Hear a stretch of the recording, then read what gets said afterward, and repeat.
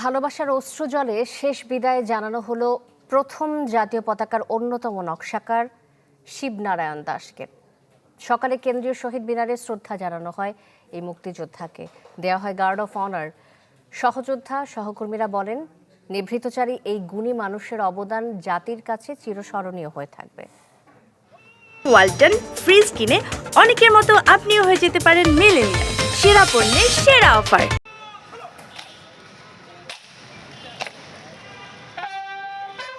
যে পতাকার নকশা করেছিলেন হুবহু সেই পতাকায় না হলেও এর মৌলিক ও পরে জাতীয় সংস্করণে মোড়ানো অবস্থায় শিবনারায়ণ দাসকে দেয়া হয় গার্ড অব অনার। এরপর একে একে বিভিন্ন রাজনৈতিক সংগঠনের সদস্যরা শ্রদ্ধা জানান প্রথম জাতীয় পতাকার অন্যতম নকশাকারকে।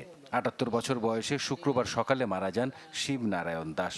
শেষ শ্রদ্ধা জানানোর পর্বে পরিবারের সদস্যরা ছাড়াও তার সহযোদ্ধা, রাজনৈতিক সহকর্মী ও শুভানুধ্যায়ীরা আসেন ফুল হাতে শ্রদ্ধা বনত হয়ে। বিভিন্ন আন্দোলন সংগ্রাম এবং সর্বোপরি মুক্তিযুদ্ধ সংগঠনেও ভূমিকা রেখেছেন ছাত্র হিসাবে।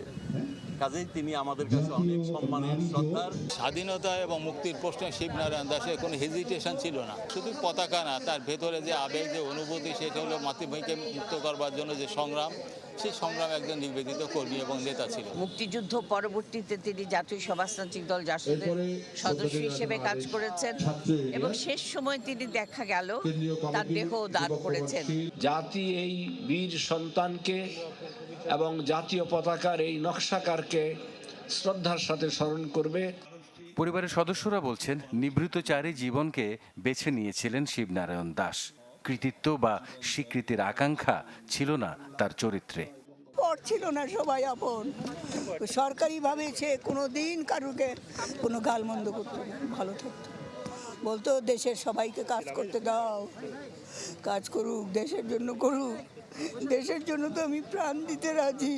ফিনান্সিয়ালি হয়তো উনি ওইভাবে সলভেন্ট ছিলেন না, কিন্তু আদর্শর জায়গা থেকে আমার বাবা হয়তো এমন একটা জায়গায় ছিলেন যেখানে অনেক মানুষকে যেতে অনেক কষ্ট করতে হবে। বাংলাদেশের মানচিত্র সম্বলিত পতাকাটি প্রথম ওড়ানো হয় 1971-এর 2 মার্চ ঢাকা বিশ্ববিদ্যালয়ে কলা ভবনের সামনে। এর অন্যতম নকশাকার, জাসদ নেতা ও বীর মুক্তিযোদ্ধা শিবনারায়ণ দাসের শেষ ইচ্ছা অনুযায়ী মরদেহ দান করা হবে বঙ্গবন্ধু শেখ মুজিব মেডিকেল বিশ্ববিদ্যালয়ে, আর চোখের কর্নিয়া দান করা হয়েছে সন্ধানীকে। সারোয়ার সুমন, চ্যানেল 24, ঢাকা।